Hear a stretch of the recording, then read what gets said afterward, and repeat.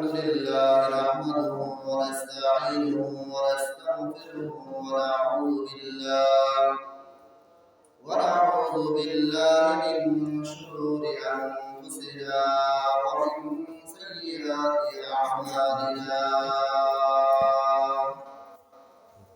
من يهده الله فلا مضل له ومن يضلل فلا هادي له ونشهد أن لا إله إلا الله وحده لا شريك له ونشهد أن سيدنا وحبيبنا ومولانا محمدا عبده ورسوله الذي أرسله بالحق بشيرا ونذيرا وداعيا إلى الله بإذنه وسراجا منيرا وقد قال الله تعالى في كلامه المجيد وفرقانه الحميد أعوذ بالله من الشيطان الرجيم بسم الله الرحمن الرحيم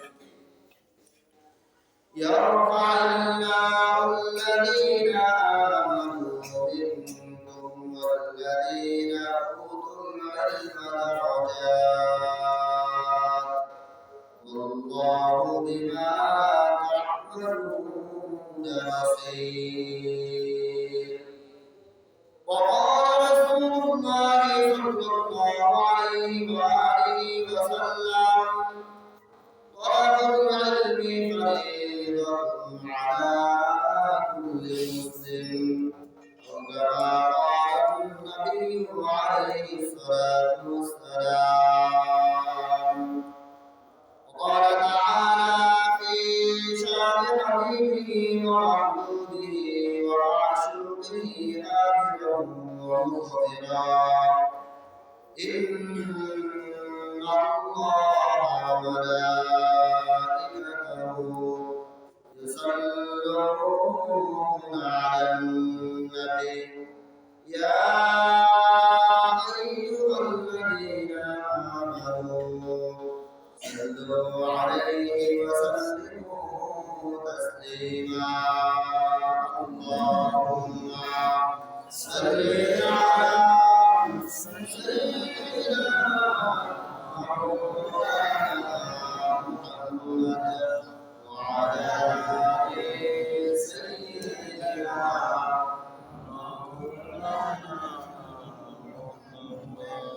নবজির সাথে কার সাথে কি কোনো দুশমনি আছে নাকি?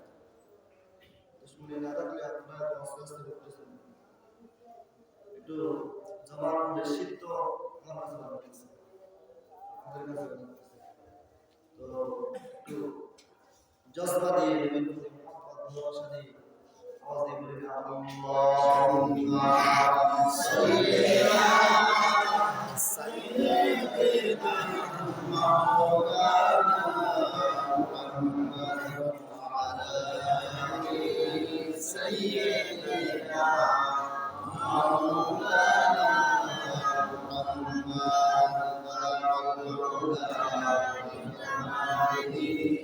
كشف الدجى بجماله حسن الجميل وصفائه صلى الله عليه وآله الحمد لله যিনি আমাদেরকে মেহেরবানি করে দয়া করে সপ্তাহের শ্রেষ্ঠ দিন তথা আমার দিন একত্রিত হওয়ার তৌফিক দিয়েছেন আল্লাহ তাআলা দরবারে কালিমাতুশ শুকর আদায় করে আমরা জবান খুলে শুকর বলি আলহামদুলিল্লাহ লাখ কোটি দরুদ সালাম পেশ করছি বিশ্ব মানবতার মুক্তির ভান্ডারী বিশ্ব মানবতার মহান শিক্ষক سيد المرسلين خاتم النبيين إمام الأنبياء أشرف الأولياء حبيب الكبرياء ذو جلال البطشاء يا ربي جناب محمد رسول الله صلى الله عليه وسلم সম্মানিত হাজিরিন, গত সপ্তাহে জ্ঞানী পুরুষ সম্পর্কে আলোচনা করেছিলেন। আল্লাহ তাআলা কোরআনুল কারীমের মধ্যে বলেছেন, কুল হাল ইয়াস্তাবিল লাযীনা ইয়া'লামুনা ওয়াল লাযীনা লা ইয়া'লামুন। যারা জানে এবং যারা জানে না এরা কখনো এক হতে পারে। যারা জানে আর যারা জানে না এরা কখনো কি এক হতে পারে না।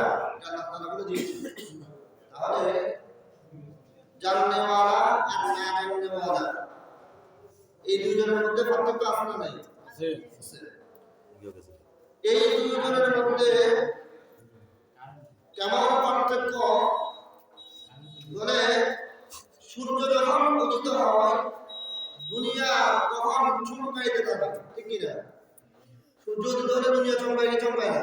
সুন্দর দেখা যায় যে গতকালকে সূর্য উঠে নাই, কি যে অবস্থা আছে, ঠান্ডা শীত জামপারের উপর দিয়ে কিন্তু শীত লাগতেছে, ঠিক না? আর আজকে যে এখন সূর্য উঠছে সুন্দর লাগতেছে কি লাগতেছে না?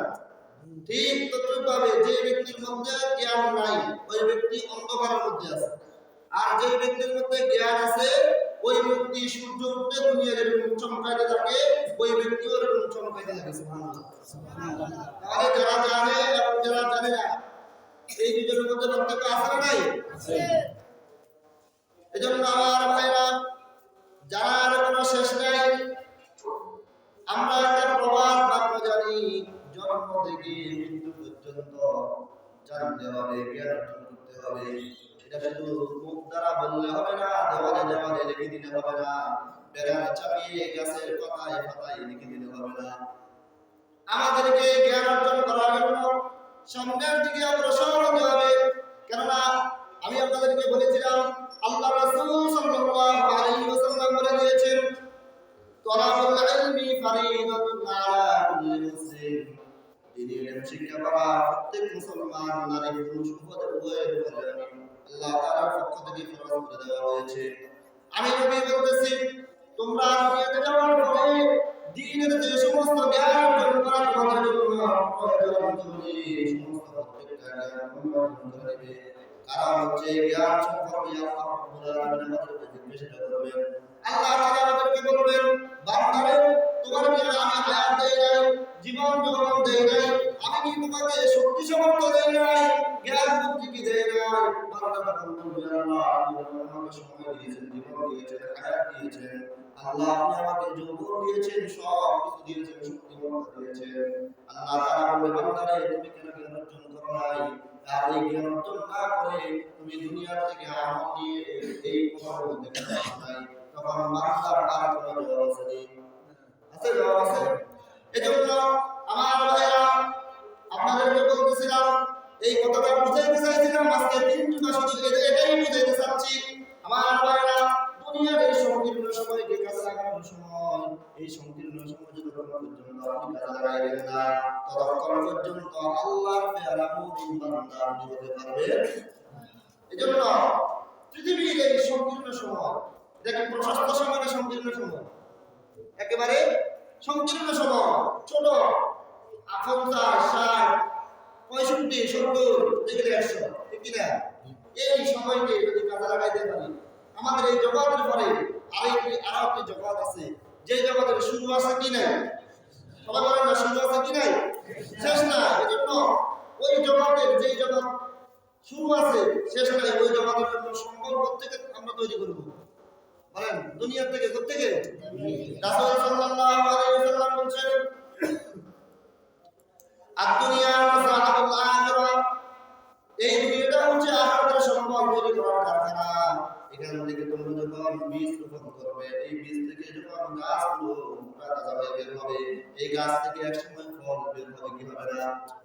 এই ফলগুলো তুমি ভক্ষণ করবে কোথায়? আল্লাহ নবী বলেন, আদ-দুনিয়া মাযরাআতুল আখিরাহ, এই দুনিয়াটা হচ্ছে বীজ রোপণ করার জায়গা, এই দুনিয়াটা হচ্ছে কারখানা। এখানে তুমি যত কর্ম করবে আখিরাতে তত তুমি ফল ফসল পাইতে থাকবে। বলেন সুবহানাল্লাহ। এজন্য দুনিয়াতে যারা কোনো শেষ নাই, বুঝার কোনো শেষ নাই, যারা বুঝার কি নাই শেষ নাই।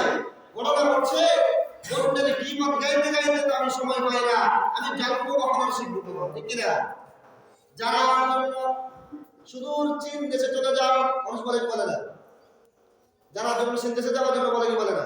কিন্তু আমরা কি চাই চীন দেশে যাওয়ার জন্য? আমরা প্রয়োজনে ভ্রমণের জন্য যাবো, জানার জন্য যাবো, ঠিক কিনা?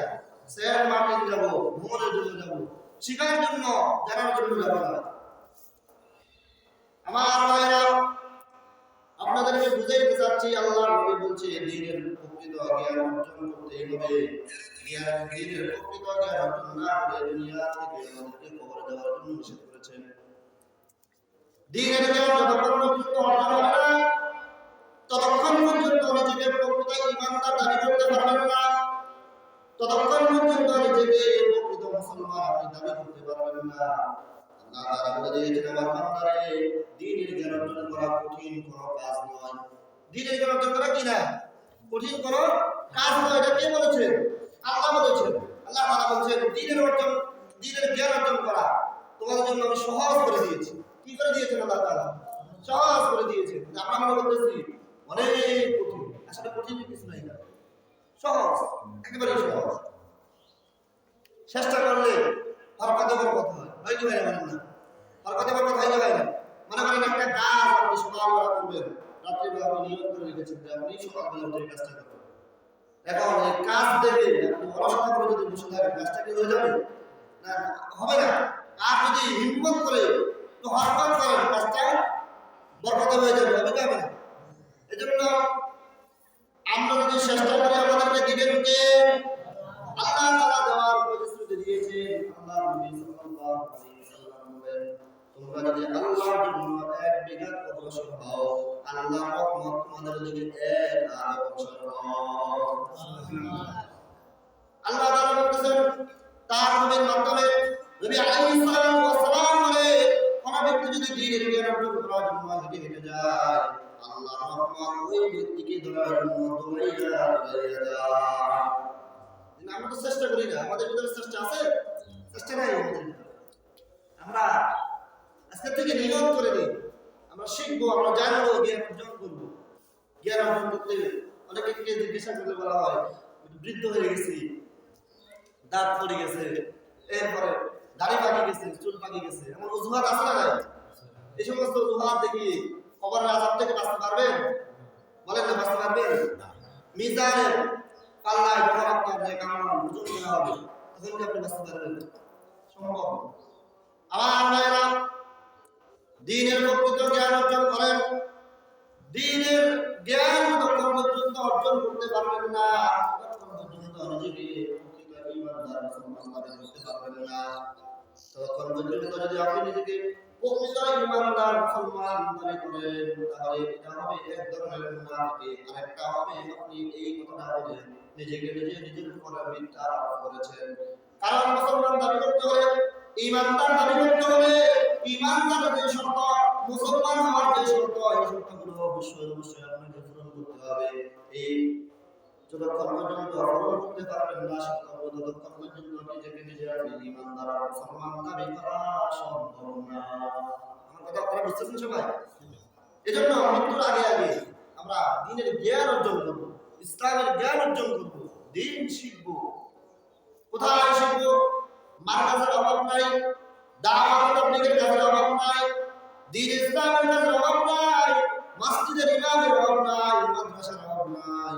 সমস্যা হচ্ছে আমার কাছে সময় নাই। কি আমার কাছে কি বলেন না? সময় নাই। দুনিয়া কখন অর্জন করবো সেটা নিয়ে ব্যস্ত, আখিরাত কিসের সঞ্চয় করব? নামাজ পড়ার তো সময় পাই না। কি বলেন? অফিস আদালত করতে করতে নামাজ পড়তে সময় পাই না, এমন ব্যস্ত হয়ে গেছি। আল্লাহর হুকুম পর্যন্ত আমার এই এখানকার মাধ্যমে কেমন মুসলমান দাবিদার, কেমন ইমানদার দাবিদার, কেমন মুত্তাকি দাবিদার, কিভাবে বলেন? আর ফুটানি মারে বলেন কি আছে আপনার ভিতরে? মুসলমানের কি আছে? ইমানদারিত্বের জিনিস। এজন্য আমার ভাইরা, বলতে চাই, বুঝাইতে চাই, জানাতে চাই, দ্বীনের জ্ঞান অর্জন করে, দ্বীনের জ্ঞান অর্জন করা ব্যতীত কবরের দিকে অগ্রসর হয়ে যান না। যদি কবরের দিকে দ্বীনের জ্ঞান অর্জন না করে অগ্রসর হয়ে যান, আল্লাহ তাআলা কবরের মধ্যে ফেরেশতার মাধ্যমে প্রশ্ন করবেন। মিজানে আপনার জন্য ধরা আছে, ফুলসিরাতে ধরা আছে,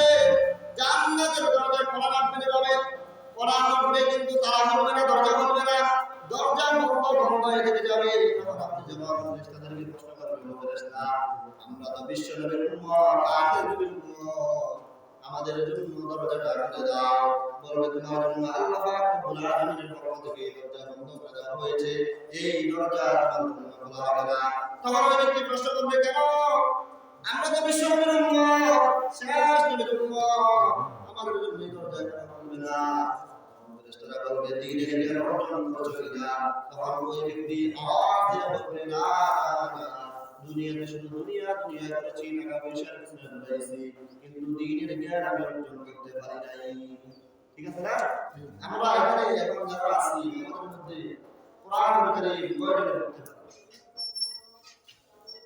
আমরা এখানে যারা আছি নামাজের পূর্ণাঙ্গ যে 13টা ফরজ আছে এই 13টা ফরজ আমরা কয়জনে জানি নামাজ বন্ধের সৃষ্টি কারণ আছে এই সৃষ্টি কারণ আমরা কয়জনে জানি ঈমান বন্ধের যে 10টি কারণ আছে এই 10টি কারণ আমরা কয়জনে জানি অথচ গীবত সব আমার আছে কি সবটা আমার ভিতরে আছে না নাই টাকা পয়সা ধান্দা দুনিয়ার সংসারী দুনিয়ার নষ্টামি প্রষ্টামি যা আছে সব কিছু কিভাবে কোথায় করতে হবে কার মাধ্যমে করতে হবে কোন জায়গায় কাকে দিয়ে করতে হবে সব কৌশল আমার ভিতরে আছে না সব আছে কিন্তু এই যে ঈমান বন্ধের 10টি কারণ কি কথা বললে ঈমানটা চলে যাবে ঈমান বন্ধের যে 10টি কারণ আছে সেটাও আমি জানি না নামাজ বন্ধের 19টি কারণ আছে এই 19টি কারণ আমি জানি নামাজের বাইরে আর ভিতরে 13টা ফরজ আছে আমরা কয়জনে এই 13টা ফরজ জানি বলেন আমাকে বলেন কয়জনে জানি না তো জানি না জানতে চাইও না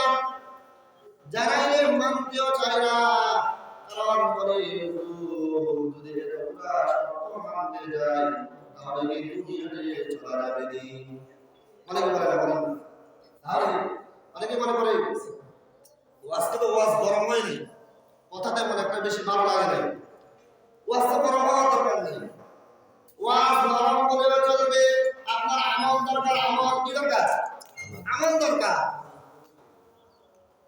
আমার ভাইরা বন্ধু বাবারা বুঝাইতে চাই দ্বীনের জ্ঞান অর্জন করেন ইসলামকে বোঝার চেষ্টা করেন দ্বীনকে বোঝার চেষ্টা করেন ইসলাম সহজ না কঠিন সহজ ইসলাম ধর্মটা কি করেন একেবারে সহজ সরল এই ধর্মের উপরে আর কোন ধর্ম হতে পারে না কারণ এটাই হচ্ছে আল্লাহর দরবারে একমাত্র মনোনীত ধর্মই হচ্ছে আল্লাহ দরবারে ইসলাম আল্লাহ তাআলা বলেন ইন্না দীনা ইনদাল্লাহিল ইসলাম আল্লাহর কাছে একমাত্র মনোনীত দ্বীন হচ্ছে কি ইসলাম আমরা ইসলাম ধর্মের অনুসারী কি ইসলাম ধর্মের অনুসারী আমরা মুসলমান আমরা ইমানদার আমরা মুত্তাকি আমরা মুহসিন আমরা জান্নাতে যাব আমাদের আদি পিতাকে সালাম করেছেন সাজদা করেছেন ফেরেশতা করেছে কি করে তাহলে আমরা আমাদের পিতা যেভাবে সম্মানিত হয়েছে আমরা তো সেভাবে সম্মানিত ঠিক কি না কিন্তু আমরা এই সম্মানকে ধরে রাখতে পারি নাই কারণ হচ্ছে দ্বীনের জ্ঞান অর্জন করতে পারি নাই সাইয়েদনা আদম আলাইহিস সালাম যখন থেকে আল্লাহ রাব্বুল আলামিন সৃষ্টি করেছেন সৃষ্টি করার পরে আদম আলাইহিস সালামকে আল্লাহ তাআলা ফেরেশতাদের কাছে বলাইলেন তুমি ওই ফেরেশতাদের কাছে যাও তাদেরকে গিয়ে বলো সালাম দাও তাদেরকে গিয়ে কি করো সালাম দাও সাইয়েদনা আদম আলাইহিস সালাম চলে গেলেন সেখানে গিয়ে ফেরেশতাদেরকে সালাম দিলেন আসসালামু আলাইকুম কি বলেছেন আসসালামু আলাইকুম সবাই বলেন একটু কি বলেছে আসসালামু আলাইকুম আসসালামু আলাইকুম আদম আলাইহিস সালাম এটা কি নষ্ট হয়ে গেছে এটা বলবেন আর না আছে কি বলবো খুলি ফেলাইছে এরকম কারণ আছে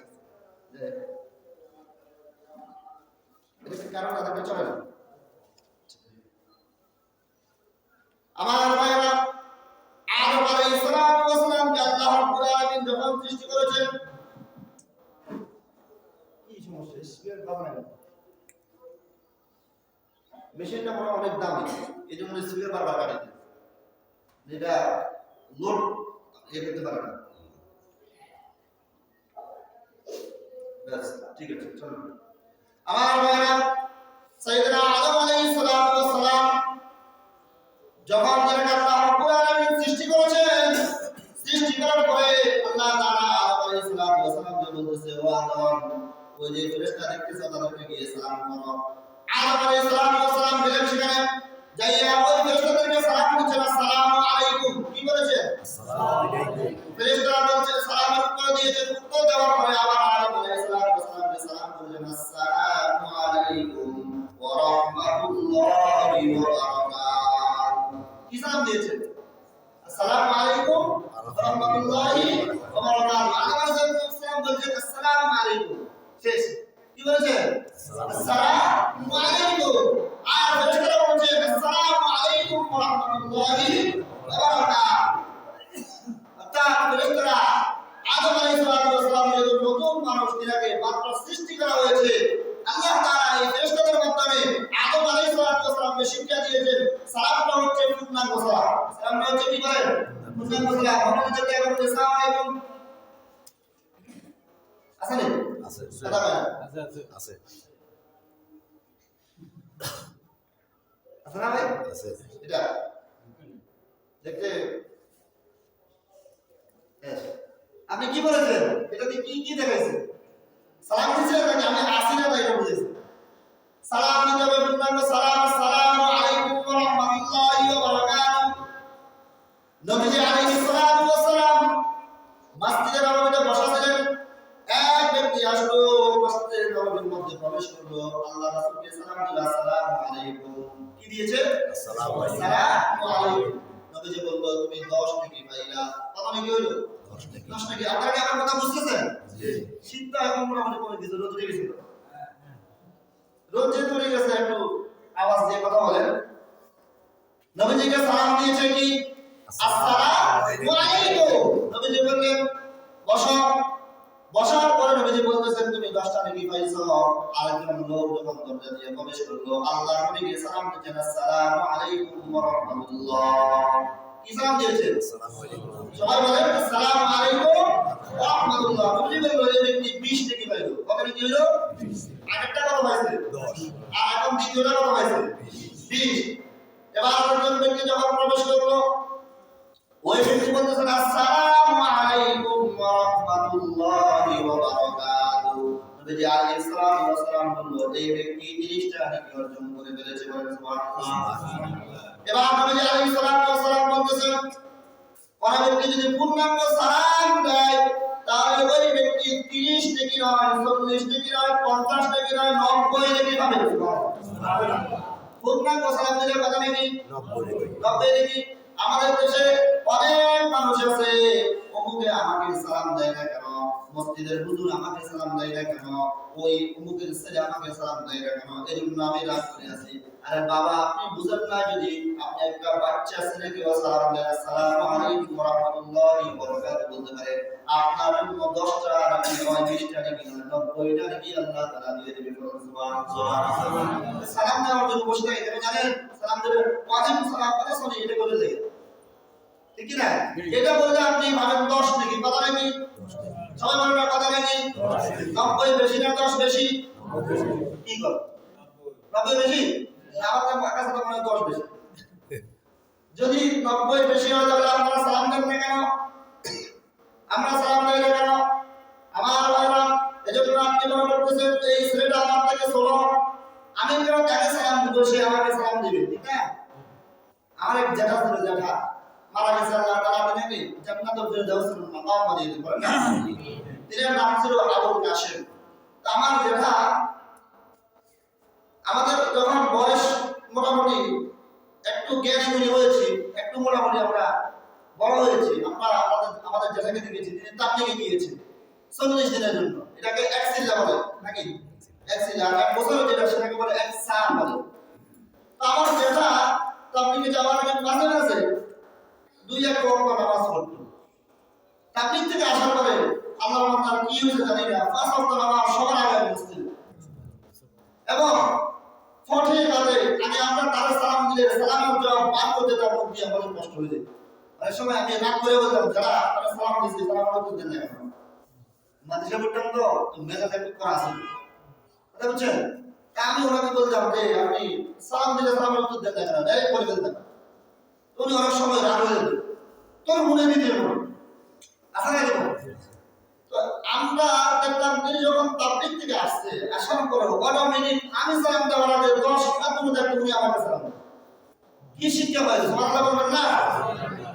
এমন লোক দেখেন কেমন ভালো লোক, তিনি নিজে অসুস্থ, তার বেড হচ্ছে চতুর্থ তলায়, কত তলায়, মানে হাসপাতালে ভর্তি। কোথায়? মৃত্যুর আগে ঘটনা বলতেছে, যেদিন তিনি মারা যাবে সেদিনের ঘটনা বলতেছে। আমার জ্যাঠা যেদিন মারা যাবে সেদিনের ঘটনা বলতেছে। আমার জ্যাঠা যেদিন মারা যাবে সেদিন তিনি চতুর্থ তলায় কি বেডে ভর্তি, অসুস্থ, হাসপাতালের মধ্যে ভর্তি আছে।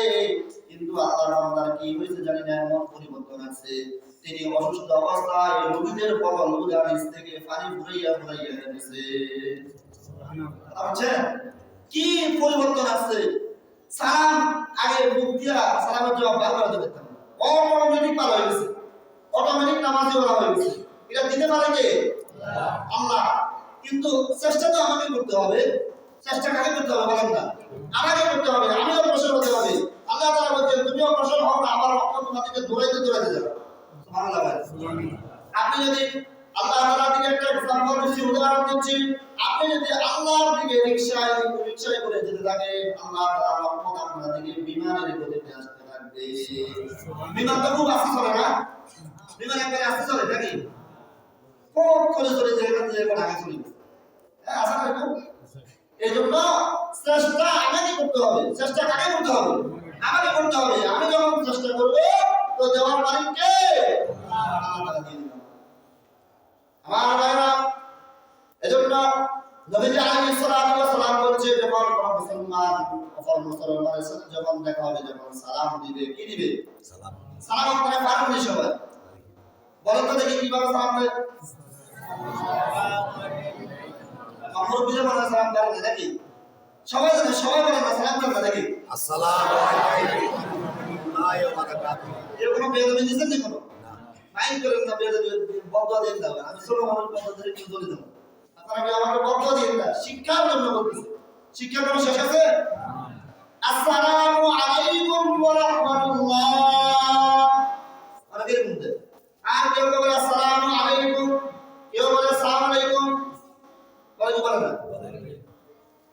আপনি একজন ব্যক্তিকে যখন সালাম দিবেন, আসসালামু আলাইকুম ওয়া রাহমাতুল্লাহি ওয়া বারাকাতুহু, অর্থাৎ আপনি এই ব্যক্তিকে বললেন আমার তরফ থেকে, অর্থাৎ আমার পক্ষ থেকে তোমার জন্য কোনো ভয়ের কারণ নাই, বরং তোমার উপর এবং আমার উপর আল্লাহ তাআলা রহমত আর বরকত নাযিল করেন। সুবহানাল্লাহ। আল্লাহ রহমত আর বরকত লেখা আছে না? দরকার নাই? আছে। দরকার থাকলে সালাম দিবেন ইনশাআল্লাহ। সালামের প্রচলন যত বেশি হবে, যে এলাকায় সালামের প্রচলন যত বেশি হবে, ওই এলাকার আল্লাহ তাআলার রহমত তত বেশি নাযিল হবে। সুবহানাল্লাহ। তাহলে আজকে থেকে আমাদের আসল ওয়াজ কি? বাংলা ভাই, আসল ওয়াজ কি? সালামের প্রচলন করানো। এই এলাকার মানুষ যারা আছে আপনাদেরকে উদাত্ত আহ্বান জানাবো, সালামের প্রচলন করেন। চলো একেবারে বাচ্চা ছেলে তাকেও সালাম দেন। সালাম দেওয়া সুন্নাত। সালাম দেওয়া কি? সবাই বলে সালাম দেওয়া কি? সুন্নাত। সালামের উত্তর দেওয়া ওয়াজিব। আপনি সালাম দিলেন, সওয়াব পেয়ে গেলেন 90 নেকি। আর যে ব্যক্তিকে সালাম দিয়েছেন ওই ব্যক্তি বলে না সালাম দেব কি না? আর বাকি সালাম দেব বুঝলেন? বুঝছি। সালাম দিলে এইভাবে করা যাবে না। সালামের উত্তর দেওয়া ওয়াজিব। এই উত্তর দিয়ে দিবেন ওয়া আলাইকুমুস সালাম ওয়া রাহমাতুল্লাহি ওয়া বারাকাতুহু। আবার যদি পেশাব করবে ওয়ালাইকুম সালাম বলে কি বলে না? ওয়ালাইকুম সালাম না, ওয়া আলাইকুমুস সালাম কি? ওয়া বারাকাতুহু। ওয়া আলাইকুমুস সালাম বলেন না, ওয়া আলাইকুমুস সালাম। ওয়া আলাইকুমুস সালাম কি? ওয়া আলাইকুমুস সালাম। এটা বলতে হবে। ওয়া আলাইকুম সালাম না, ওয়া আলাইকুম আসসালাম না, ওয়া আলাইকুমুস সালাম। ওয়া আলাইকুমুস সালাম। কথা বুঝছেন? ভাই নাই, ওয়া আলাইকুম না, ওয়া আলাইকুমুস সালাম। শিখতে হবে, দেখা শিখতে হবে। বদলা দিতেছেন না কোনো? মাইন্ড করেন না। আপনারা যদি বদলা দেন আমি চলে যাব। আমি আবার বদলাকে একটু বেশি ভয় করি। মানুষের বদলা এটা লেগে যায়। তাই বুঝে আসছে? মানুষ থেকে সবসময় দোয়া নেওয়ার চেষ্টা করবেন। সবার কারো মনে কষ্ট দিতে চাইবেন না। সবার থেকে দোয়া নেওয়ার চেষ্টা করবেন। আমার ভাইরা, সালামের প্রচলন বলাইতে হবে। কারণ হচ্ছে কোন ব্যক্তির সাথে যখন আপনার সাক্ষাৎ হবে, আপনি ঘর থেকে বের হচ্ছেন, আপনার স্ত্রীকে সালাম দিয়ে বের হন, এটা তো নাই, এটা আছে।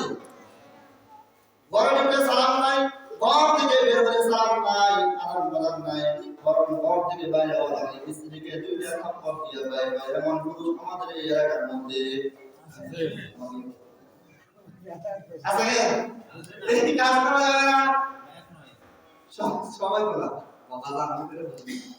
সবাই বলো কিছু কিছু এই যে ধান খেতের মধ্যে ধান রোপণ করেন না, সবগুলো চিটা করেন ধান হয় না, এটাই বুঝতে চাচ্ছি। আমার ভাইরা ঘরে যখন প্রবেশ করবেন তখন সালাম দিবেন, আসসালামু আলাইকুম ওয়া রাহমাতুল্লাহ, কি বলবেন? আর ঘর থেকে যখন বের হবেন তখন বলবেন আসসালামু আলাইকুম ওয়া রাহমাতুল্লাহ। এই সালামের বরকত যখন আপনার ভিতরে চলে আসবে, আদান প্রদান যখন চলে আসবে, আপনার স্ত্রী আগে আপনাকে সম্মান করবে না, ইজ্জত করবে না। আল্লাহর কসম, আল্লাহর কসম, আল্লাহর কসম, ওয়াল্লাহি তাআলাহি বিল্লাহি, আল্লাহর কসম কি বলতেছে, আপনি যদি এই সালামের কসম করাইতে পারেন, আল্লাহ তাআলার রহমতে আপনার স্ত্রী আপনার গোলামের মতো হয়ে যাবে। আপনার স্ত্রী আপনার অনুকরণে চলে আসবে, আপনার অনুকরণে চলে আসবে সালামের কসম করা। এবং এলাকার মধ্যে আপনার সম্মান নাই, ইজ্জত নাই, কোলাবাকে দেখলে বাসকামি করে, দুষ্টামি করে, করে কি করে নাচে না এরকম কোলাবাকে বুঝে আছে দেখে আছে না, এরকম আছে না, হয় না মানুষের মানুষের সাথে এই দুষ্টামি বাসকামি করে কি করে না। আপনি যদি বাচ্চাদের সাথে সালামের কসম করাইতে পারেন, এটা চলে যাবে অটোমেটিক। একটা নারী ছিল খুব সুন্দর, রূপসী, রমণী। এই নারী একদিন প্যান্ট শার্ট পরে যখন বাইরে হয়েছে, এই নারীকে সবাই ডিস্টার্ব করতেছে। ছেলেপেলে কিছু আছে না ডিস্টার্ব করে না, কিছু করার লোক আছে না, আমাদের এলাকার মধ্যে দেয় আর কি না ভালো লাগে, আমাদের এলাকার মধ্যে নেই। এলাকার মানুষ সব ভালো, আল্লাহ তারা সবাই ভালো করে দেন, আমি বলেন না। এই নারী যখন ঘর থেকে শার্ট প্যান্ট পরা, মেকআপ টেকআপ পরা, নানুনা সারা যখন বাইরে হয়েছে, তখন ইফটিজিং করাইয়া যখন ওই ছেলেগুলা ওই নারীকে পাইছে, তখন কি তাকে ডিস্টার্ব করবে নাকি সালাম দিবে? কথা বলে সালাম দিবে না, ডিস্টার্ব করবে, সালাম দিবে না। কারণ তখন তো আপা, এরপরে আর বিভিন্ন বাজে মন্তব্য তারা করবে কি করবে না? অবশ্যই করবে।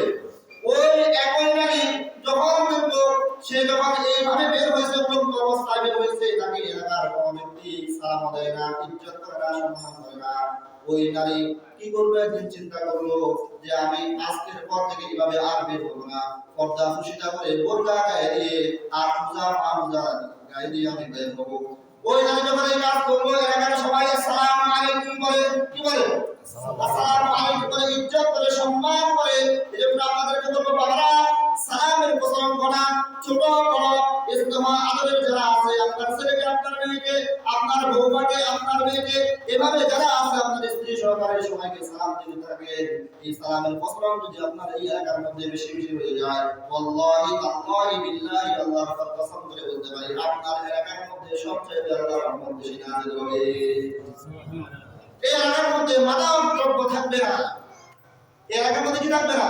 গামজার আসর থাকবে না, জুয়ার আড্ডা থাকবে না, ক্যারাম বোর্ডের আসর থাকবে না। সালামের কসম যদি ঘুরাইতে পারে, আল্লাহ তাআলা বলেন, ইয়া আইয়ুহাল্লাযীনা আমানু ইন্নামাল খামরু ওয়াল মাইসিরু ওয়াল আনসারু ওয়াল আসলাম রিজসুম মিন আমালিশ শাইতানি ফাজতানিবুহু লাআল্লাকুম তুফলিহুন। এটা আমি বলেছি না, আল্লাহ বলেছেন। যদি আপনাদের বিশ্বাস না হয় তাহলে কোরআন কারীমের 10 নম্বর পারা 12 নম্বর পৃষ্ঠাটা বলবেন। কত বার বলেছি? 10 বার বলে গেছি। আপনারা কথা শুনতেছেন নাকি? আমার মনে আমার স্যার চলে যাচ্ছে, সবাইকে আমার দেখতে আসছে, দিয়ে পারবেন নাকি? এখন করবো না, একটা তো আসতে পারবে। শুনেন, 10 পারা 12 নম্বর পৃষ্ঠা সূরা তাওবার মধ্যে আল্লাহ তাআলা বলেছেন, যে এলাকার মধ্যে আল্লাহ পাক রব্বুল আলামিন আল্লাহর নবীর মাধ্যমে সালামের কসম, এই কসমের যে কথা বলেছেন, যে এলাকার মধ্যে সালামের কসম বেশি হবে, আল্লাহ রাব্বুল আলামিন বলে দিয়েছেন ওই এলাকার মধ্যে মাদক দ্রব্য, দুই নম্বরে নষ্টামি, ভ্রষ্টামি এগুলো কিছুই থাকবে না। বলেন সুবহানাল্লাহ। কে বলেছেন? আল্লাহ তাআলা বলেছেন। আপনি মনে করেন আমি এখন জিহাদ করতেছি, বিধান করতেছি, এই এলাকা থেকে আমি মাদক দূর করতে পারতেছি না, গাঁজার আসর দূর করতে পারতেছি না, জুয়ার আসর দূর করতে পারতেছি না, এরপরে ক্যারামের আসর দূর করতে পারতেছি না। এটার একমাত্র কারণ হচ্ছে একে অপরের সাথে মিল মুহাব্বত, আন্তরিকতা, ভালোবাসা। কথা বলে ভালোবাসা নাই। এই ভালোবাসা সৃষ্টি করতে হলে প্রথমে আমাকে ভালো হয়ে যেতে হবে। আমি কিভাবে ভালো হবো? সালামের মাধ্যমে, রাসূলুল্লাহর আদর্শের মাধ্যমে, আল্লাহ পাকের হুকুমের মাধ্যমে ভালো হয়ে যেতে হবে। কার হুকুমের মাধ্যমে? এই আল্লাহর হুকুম যখন আপনার ভিতরে চলে আসবে, আল্লাহর নবীর আদর্শে যখন আদর্শিত হয়ে যাবে, অটোমেটিকলি আপনার এলাকার পরে এই মাদক দ্রব্য, এরপরে যত প্রকারের নষ্টামি, দুই নম্বরই খবিসামি যা আছে সব কিছু দূর করে দিবেন ধীরে ধীরে কে? আল্লাহ। এজন্য আমরা সালামের আদব গ্রহণ করব ইনশাআল্লাহ। আল্লাহর নবীর আদর্শে আদর্শিত হবো। কার আদর্শে? জিয়ার সৈনিককে তো আমরা দিয়ে সৈনিককে তো সঙ্গে ভোট করবে না, কিন্তু জিয়ার আদর্শে আদর্শিত হওয়া যাবে না, বঙ্গবন্ধুর আদর্শে আদর্শিত হওয়া যাবে না, আল্লাহর নবীর আদর্শে আদর্শিত হতে হবে।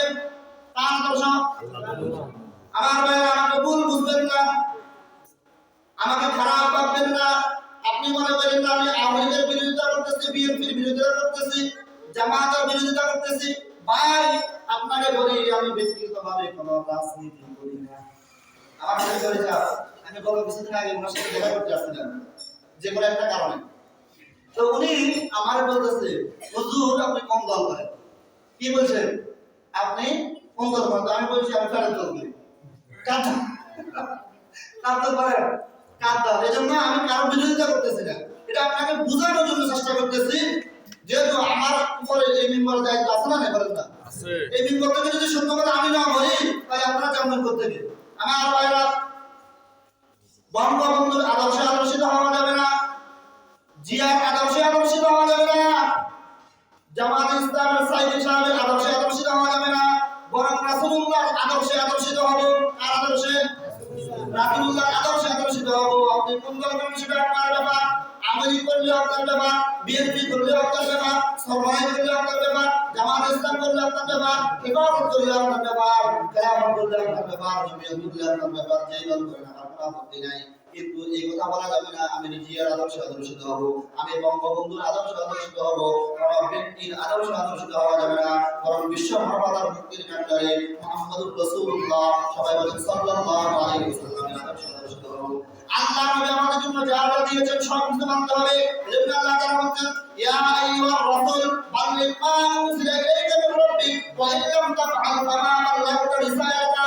হে আমার রাসূল, আপনাকে আমি যা কিছু দিয়েছি আপনার উম্মতকে, আপনার সাহাবীদেরকে, তাবেঈনদেরকে, তাবেঈনদেরকে, মুজতাহিদিনদেরকে সবাইকে আপনি জানাইলেন, সবাই যেন আপনার আদর্শে আদর্শিত হয়। কার আদর্শে?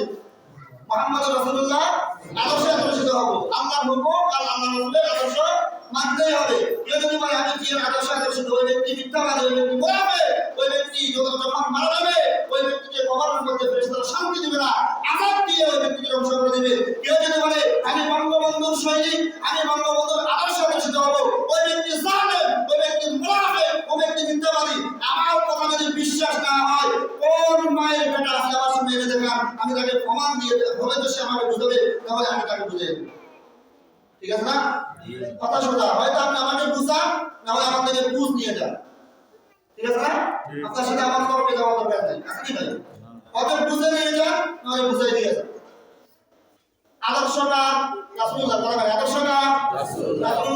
রাসূলুল্লাহর আদর্শের বাইরে আর কোনো আদর্শ হতে পারে পারে না। যে রাসূলুল্লাহর আদর্শে আমরা আদর্শিত হব।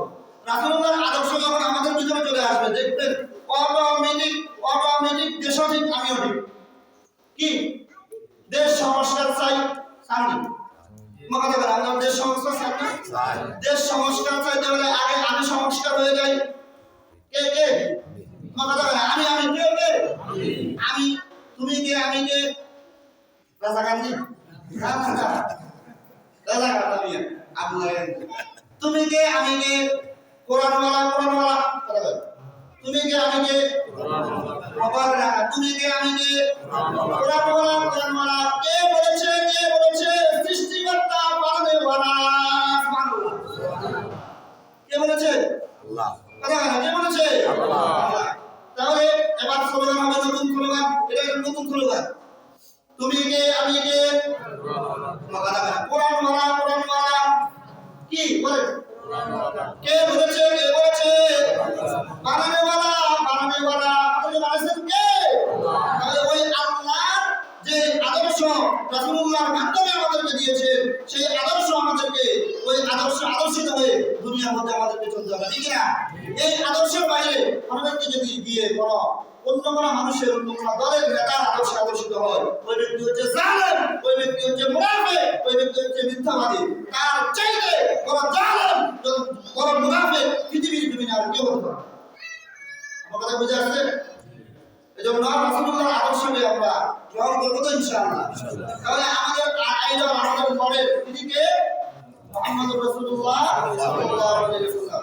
আল্লাহ রাব্বুল আলামিন মুহাম্মদুর রাসূলুল্লাহকে প্রকৃত অর্থে তার আদর্শে আমরা যেন আদর্শিত হতে পারি, আমাদের আল্লাহ তাআলা তৌফিক দান করুন। বলি আমিন।